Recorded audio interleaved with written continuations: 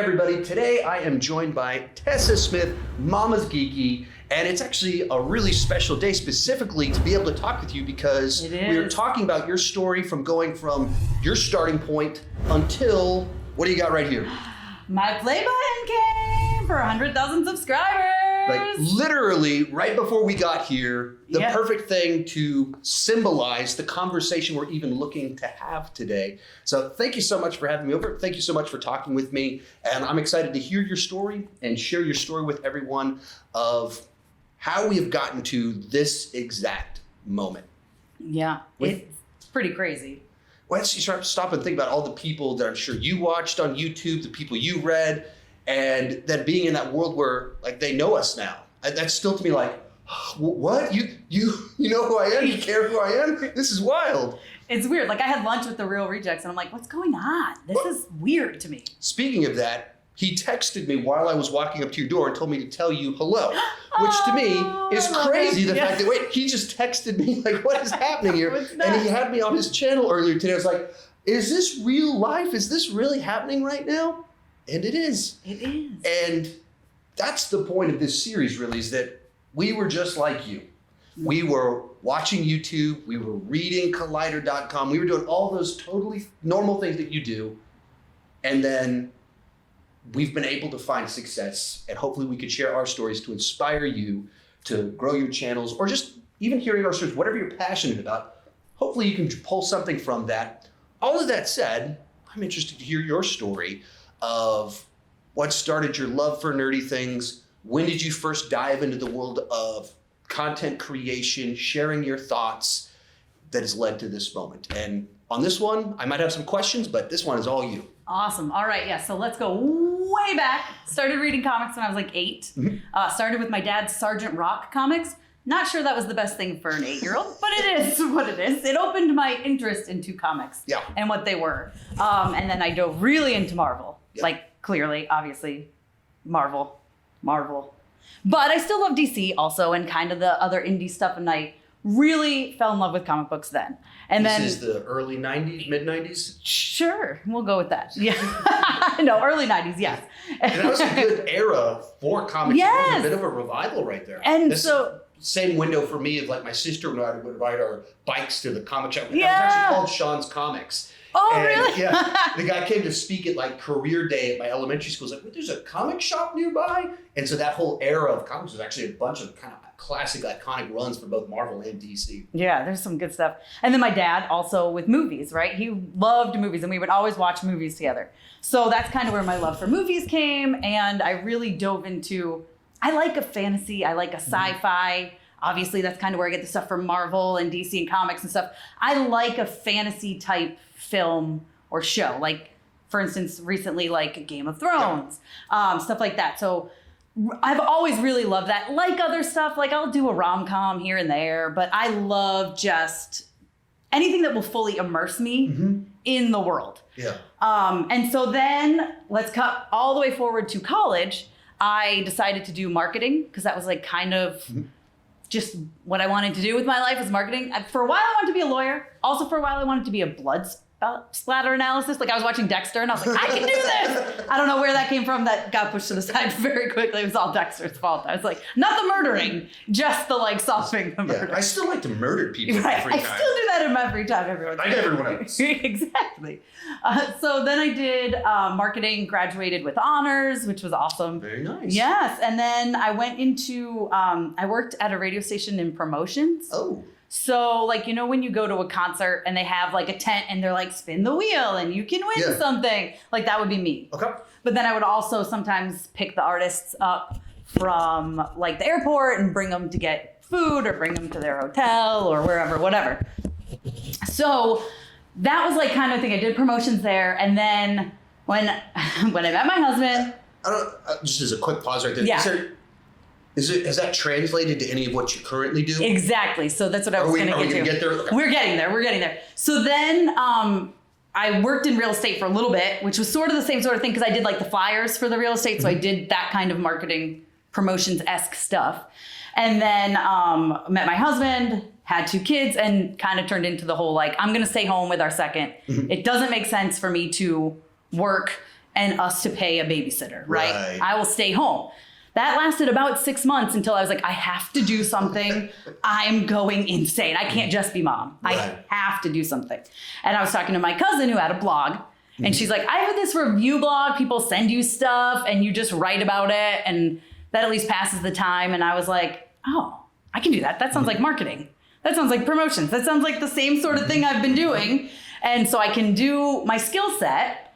And so I started off as a review blog. Literally reviewing like vitamin C serums, like dumb stuff like anyone would send me. I'd be like, look at this. We had this thing that was called like a fish squeeze or something. And it was for tuna fish, right? But you would squeeze it was actually really useful. Okay.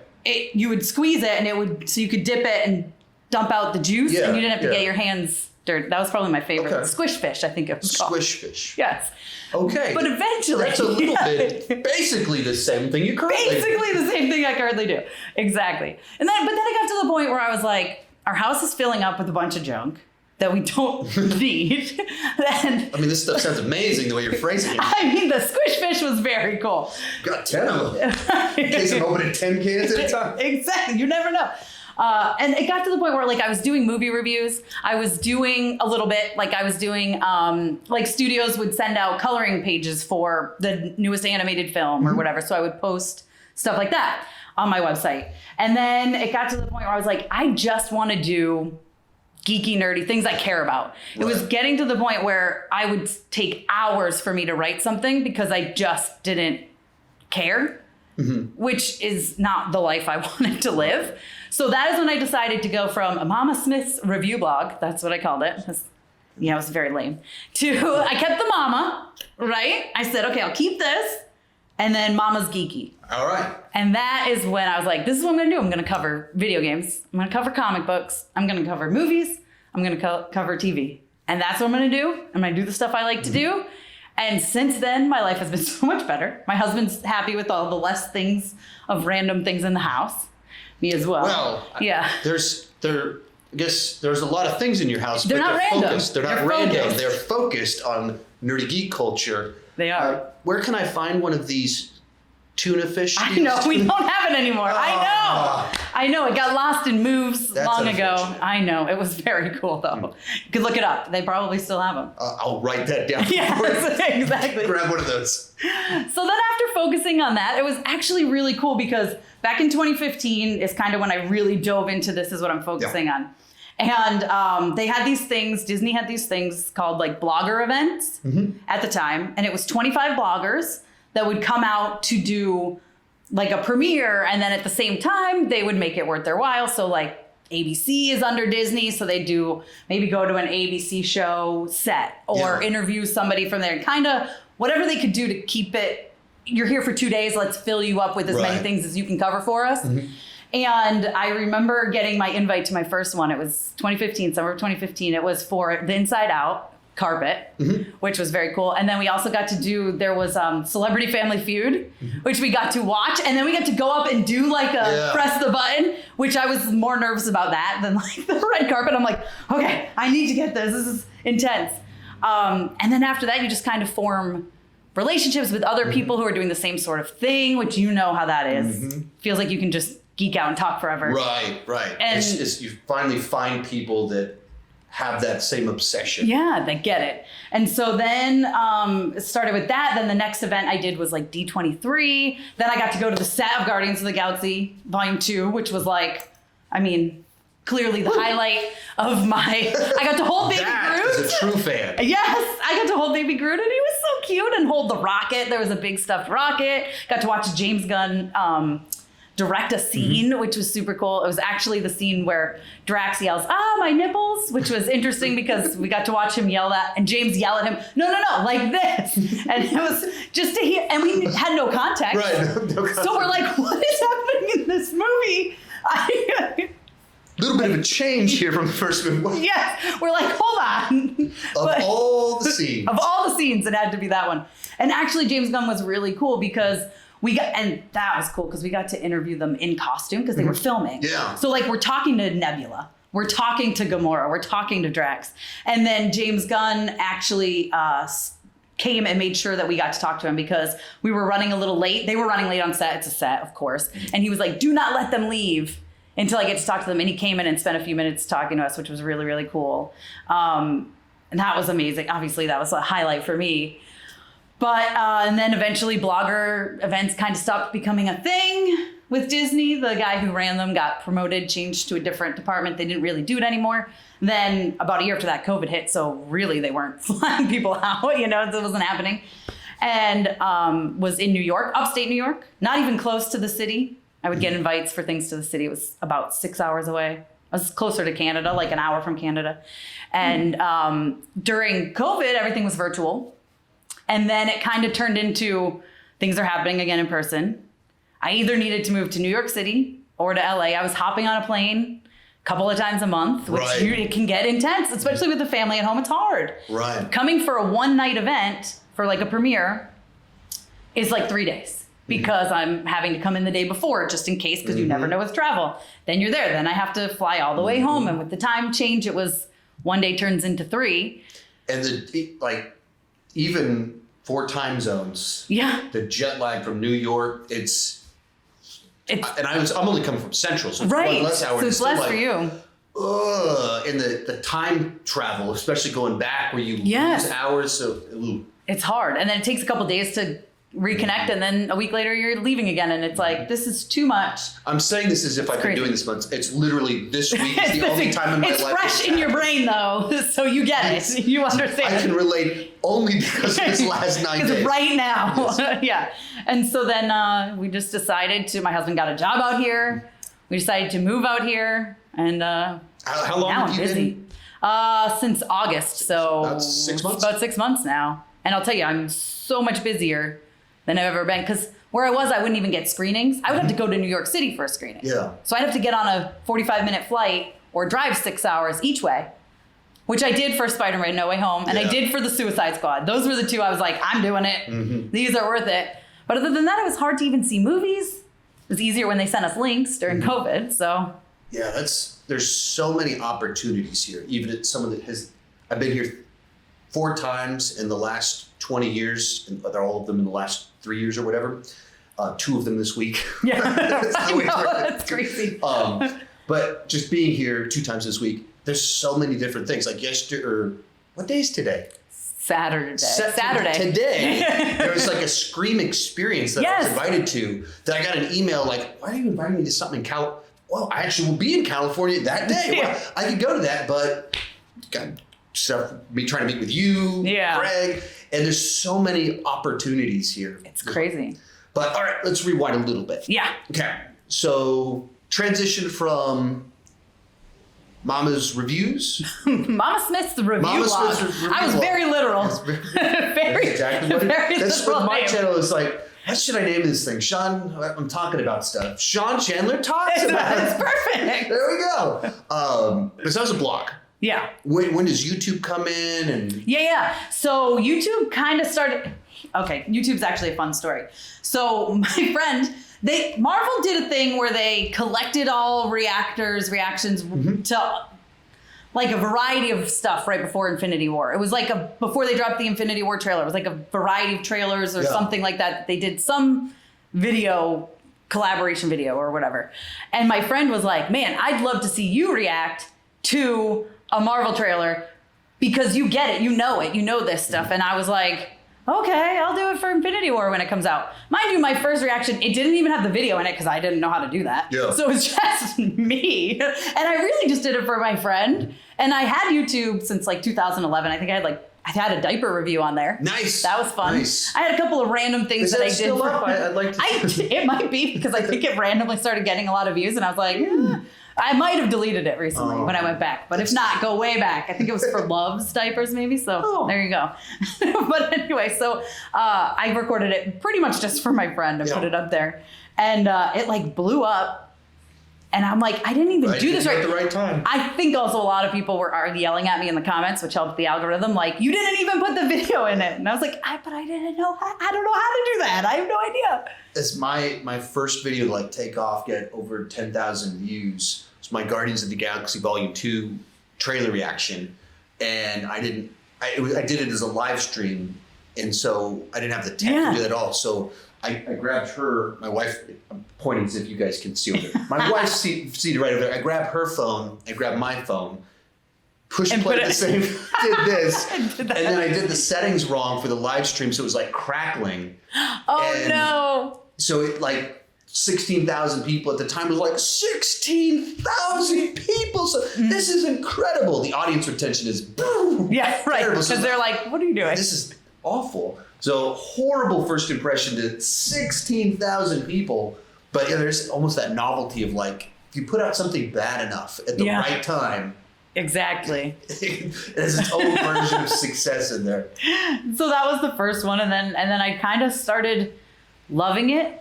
I much prefer to do YouTube videos than write. Like, so I have my website, mamasgeeky.com, where I write articles. That's mostly that's my bread and butter, I guess, so to speak, right? But I love YouTube. I have so much more fun with YouTube because I like to just sit and I like to talk. Right. Like, they used to call me Tessa Talks a lot in school. Like, I really like to talk. So it's more fun talking than it is writing. But, you know, I'm Rotten Tomatoes approved, and I'm a member of the Critics' Choice Association. So that stuff is all like written stuff that they like and the reviews. And I like to write. I prefer to just... Yeah, I've done blogs in the past too. So I started with a movie webpage in the late 90s, with Jackie Chan fan page. Oh, lovely. Had like a picture of his body. You could click on, let's see which movies got injured. And then I started doing movie reviews of all these like just schlocky 90s martial arts films. And you can snoop through the internet Wayback Machine, you can find these reviews, and I was barely literate at the time, apparently. But yeah, whenever I discovered YouTube, it's a little bit easier to just hit record and go for it. Yeah, and I barely edit my stuff too. And people will say that, like, you just rambled on about this. I'm like, well, it's what I do.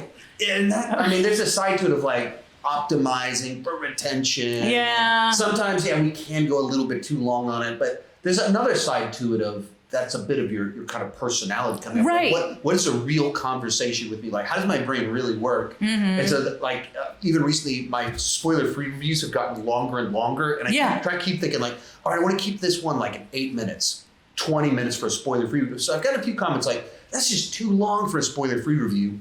And I look at it and I go, I mean, I could tighten it up a couple minutes, but I like everything I talked about. Right, yeah. And I like had something I was passionate about. And I don't want to just say it was good. I enjoyed the fights. Right. Like I want to go into what actually interests me and why I think that way, so you understand a perspective. Yes, exactly. And that takes time, and it takes elaborating. And it's that unique perspective. That's the value that I offer. Like, if you like my personality, you like the way I think, that's what I'm offering. Exactly. And I don't know about you, but I don't write scripts for myself because I never will stick to them. Yeah. So I literally just ramble. So I'll have notes. Sometimes a lot of notes, sometimes no notes. I don't do that anymore. I never got to them. I would never look. So it kind of, and for me, writing the notes makes me remember it. Like, just start to think through it. When I do like my big Marvel rankings, so like trying to do 40 and like when I do my those are probably the most scripted that I do because I know those will be my biggest hits. I want this to, when you go on a first date, you want to look your best. It's that. So like, all right, how can I make sure there's humor? I say everything I think as efficiently as possible. But I don't do that for the vast majority. So some of them I go in there with nothing. Some of them I just have some notes that I forget to look at. Other ones have an outline. And other ones that have more than that. Anyway, that's talking about me. But what's going on? Ranking, I would have to do a list too because I would forget stuff. I'd be like, wait, which one did I forget? So, especially if you're talking about 40 different movies in the same franchise, you start to use the same verbiage. That's true. Same language. And so then it's important, like, what is distinct about this one? It's a different thought about it. So with the thing that I do, it's a little bit important to pause and go, how do I not repeat? Oh, it was fun. And there was like cool action, but comedy thrown in there. Like, right. Especially Marvel. That sounds like any Marvel. That could literally be any Marvel movie. So anything else when it comes to your story that kind of stands out of the little big mile markers in there? Well, I will say just after coming out here, I got to do my first press line, which was super fun. And so I freelance for Screen Rant sometimes. Define that for us real quick. So press line, you're like the people that are on the carpet as they come down and you have will you talk to me for a second? And sometimes you can get everybody. Sometimes you can only get like 2 people. Really, you don't know. But so I freelanced for Screenwrite. I would write comic book articles for them back when I first started with them. But then after moving out here, I was like, hey, if there's any in-person opportunities. And they had me do the red carpet press line for Hellraiser, which was actually really cool because there was only like 4 outlets, I think, on the whole carpet, which is very unheard of. Usually there's at least 10. So you're getting to the point where, especially as they get towards the end of the line, the big stars come at the last second. So you get 30 seconds with them as they come down. So I got to actually talk to everybody for like 5 minutes, which was great. And it actually worked out perfect timing because like a week later, I got invited to cover a press line as Mama's Geeky. And I felt like, ooh, I've worked through all the kinks. Yep. When it was, now I know what I'm doing. And I got to do a press line for Curse of Bridge Hollow for Netflix, which is really super cool. Probably it's hard because I've done a few of them. And now I did Slumberland. I got to talk to Jason Momoa, who literally said Mama's Geeky twice in the interview. And I was like, I'm just going to cut this. He actually goes, you heard it here at Mama's Geeky. And I was like, I am just going to use this clip for literally everything. Like, I don't care. And then I got to talk to Christian Bale, which we got one question and we weren't allowed to talk about anything besides the movie. And as badly as I wanted to be like, you're my Batman, I couldn't. But I got to talk to him about Pale Blue Eye, which was his Netflix thing. So that was cool. But yeah, it's a lot of fun being out here. Lots of stuff. The press lines are super cool. Premieres are always a good time. So yeah. Very cool. So this is part 1 of a multi-part series. I'm not quite sure how many parts that will be. Today, we're hearing your story, and we're going to come back and talk more about advice, growth, all of that fun stuff in the coming weeks.